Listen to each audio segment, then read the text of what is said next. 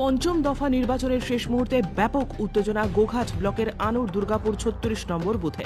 সেখানে তৃণমূল কংগ্রেস এবং বিজেপির মধ্যে ব্যাপক চাঞ্চল্য, ব্যাপক মারধর করা হয়েছে বিজেপি কর্মীদের, এমনকি মেরে হাত ফাটিয়ে দেওয়ার অভিযোগ। তৎপর আরামবাগ লোকসভা কেন্দ্রের বিজেপি প্রার্থী অরূপ কুমার দিঘা, তিনি ছুটে যান এবং কর্মীদের সেবা যত্ন করেন। বিজেপি কর্মীদের এই ব্যাপক মারধরের কারণে অঞ্চলের বাসিন্দাদের মধ্যেও তীব্র উত্তেজনার সৃষ্টি হয়েছে। মুখ্যমন্ত্রী বলে দেখ গণতন্ত্র হারিয়ে গেছে, কাল থেকে আর ভোট হবে না। বলে দেখ মুখ্যমন্ত্রী, পশ্চিমবাংলা থেকে অবিলম্বে ওই মমতা ব্যানার্জিকে চুলের মুঠি থেকে ধরে নবান্ন থেকে নামানো উচিত। যে পশ্চিমবাংলার আইন শৃঙ্খলা সবসময় ভেঙে দিচ্ছে, তার লজ্জা লাগা উচিত।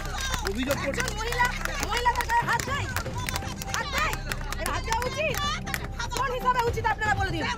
গণতন্ত্র যদি মানুষের অধিকার হয়ে থাকে, সেই গণতন্ত্রের ভোট দিতে গিয়ে, নিজের অধিকার দিতে গিয়ে সেই মেয়েদেরকে আক্রান্ত হতে হচ্ছে। আজকে সকাল থেকে প্রায় মিনিমাম 20 থেকে 22টা বুথে সেম ঘটনা ঘটিয়েছে তৃণমূল। লজ্জা করে না ওদের? চোরের মায়ের বড় গলা না? চুরি করতে চুরি করবে, আবার চোরদেরকে চোর বলা চলবে না, সাধু বলতে হবে। এতটা নির্লজ্জ সরকার। দম থাকলে সামনে এসে মারুক। এসেছি আমি মন্ডল সভাপতি, আমি এসেছি। তৃণমূলের কোন বাবার দম আছে গায়ে এসে হাতটা তুলুক। আমি আমার বুথের কর্মী কেন হাতটা তুলে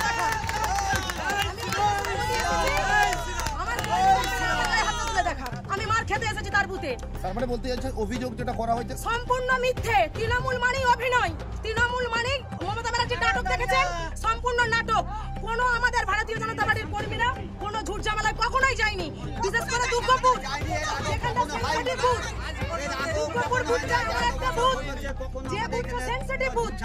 এই বুথেতে সীমিত পার্সেন্ট হিন্দু, অধিকাংশটাই মুসলিম। এই বুথেতে কখনোই কোন তৃণমূলের বিজেপির নেতা তৃণমূলের পতাকা ছিঁড়ে যেতে পারে? স্বাভাবিক প্রশ্নে আসুন আপনারা।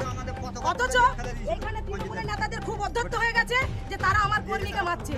আমি প্রেজেন্ট, আমি আপনাদের মধ্য দিয়ে বার্তা দিচ্ছি, তৃণমূলের কোন নেতা আছে আসুক, আমার গায়ে হাতটা তুলে যাক। আমি দাঁড়াচ্ছি এক পেজে, আমি দেখবো দম কত আছে।